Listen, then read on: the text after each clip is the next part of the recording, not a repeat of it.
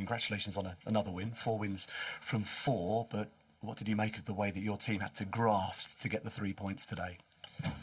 Yeah, compliments to Burnley, how they've played today. Not maybe how they've played, but how they defended. So it was really difficult for us to find an opening, to find a gap. And we were a few times close.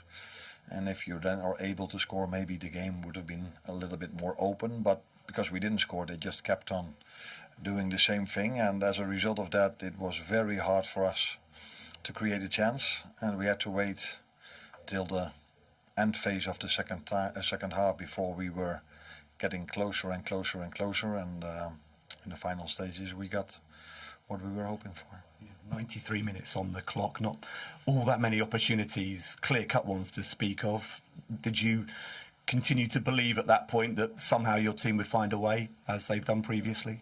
No, if you play 95 minutes in their 16, in their 18, in Holland we see 16 meters, so in their 18-yard box, and then there is a chance that the ball eventually will fall once in the right way for you. But it was difficult because they were having 10 players over there, 11 with the goalkeeper included, there as well. So then, yeah, you either need a little bit of luck or a moment of magic. And we didn't have the moment of magic, but we had the moment of luck that the arm went to the ball. And unfortunately for us, it was inside the 18-yard box, which led to the penalty, and Mo scored it. So, yeah, you are hoping and trying. That's also what we tried with the substitutions we made to make it more and more difficult for them, but they stood strong. It was a big moment. Obviously, the penalty. Mo Salah took the responsibilities. A 4th outright all-time now Premier League goals scored. How much longer can he go on being such an important player for you, do you think? I hope for a long time. No, I think Mo last season, this season again, and for as long as he's at Liverpool, he's been important for us. Today, in the moment we got the penalty, I think there were 6 or 7 players playing for us that normally are part of our front three. And that we were able to do so because they were playing with 11 players in the 18-yard box. So great moment for us, and that Mo scored it because I think he missed the last 2. So glad to see he scored this one because he scored one for his national team. So a good moment for him to score an important goal. We didn't get a chance to speak to you before the game, Arne.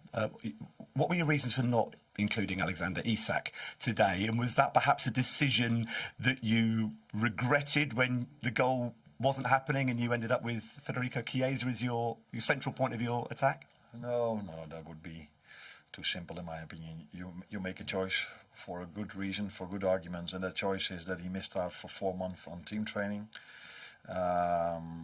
He's maybe now in his 2nd or 3rd week of pre-season, and then normally players are able to play 45 minutes, but you do this once a week after you've been built up in the right way, and that is not what has happened in the past 4 months with him. So we gave him a proper week of team training, including yesterday and the upcoming 2 days, and then we think he's able to get minutes more than only 10 or 15 in our Wednesday game.